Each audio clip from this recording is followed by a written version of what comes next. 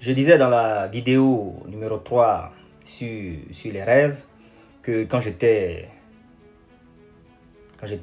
plus jeune, il m'arrivait pendant que je dormais de me retrouver assis au bord de mon lit tandis que mon corps physique était toujours couché dans le lit.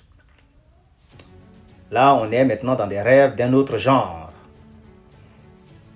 La réalité dépasse souvent la fiction.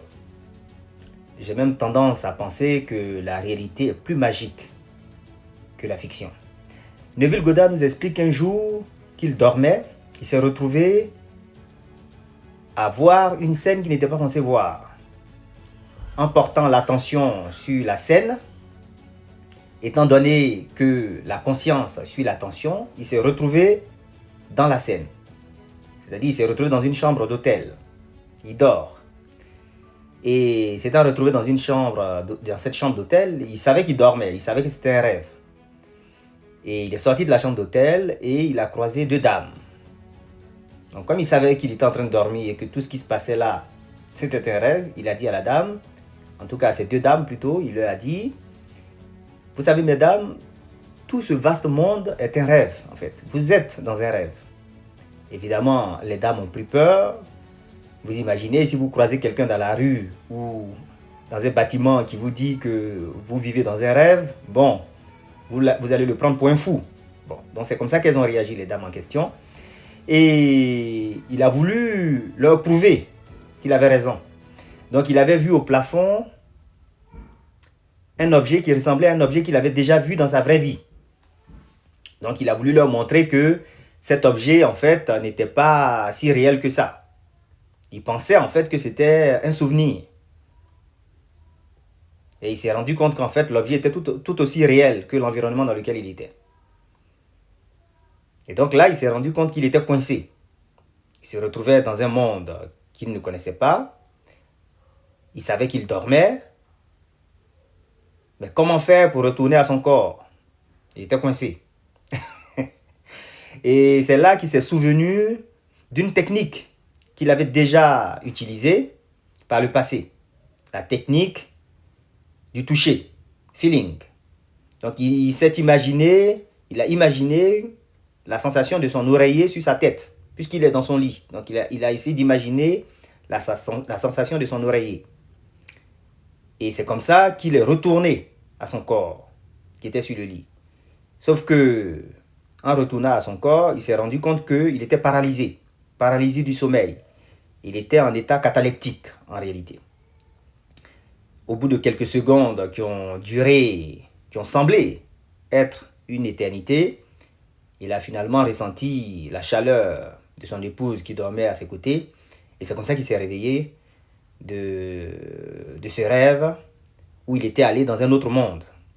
Nikola Tesla nous raconte quelque chose qui ressemble à cela, qui n'est pas tout à fait la même chose, mais qui y ressemble. Nikola Tesla, dans son autobiographie, nous dit que quand il était un petit garçon, il avait des images qui lui apparaissaient devant lui.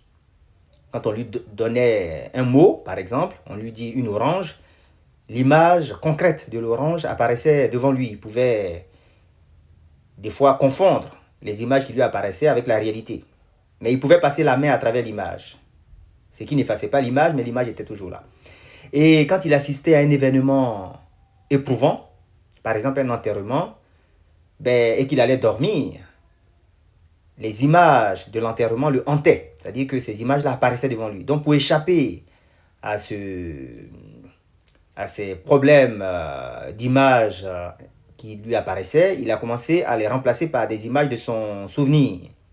Donc il fouillait dans ses souvenirs, il pensait à quelque chose, et ce souvenir créait une image qui effaçait l'image qui le traumatisait.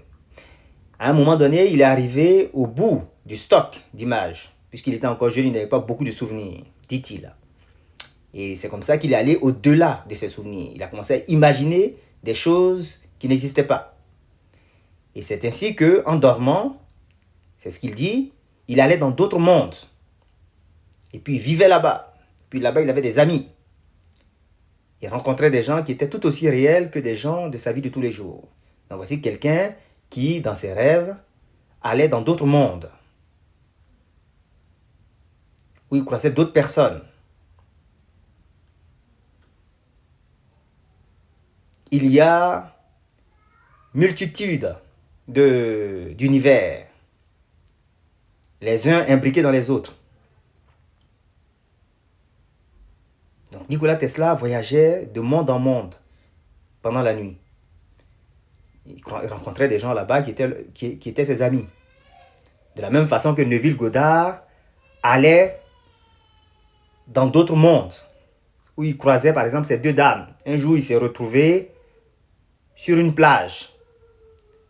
Et c'est une scène, cette scène où il s'est retrouvé sur une plage qui ressemble beaucoup à la scène qu'on voit dans le film Inception, sachant que Neville Goddard a vécu bien avant la création de ce film. Ça nous montre d'autres types de rêves. Des rêves où les gens vont dans un corps à 3 dimensions, concret, aussi concret que le corps qu'ils ont dans le monde de tous les jours, ici.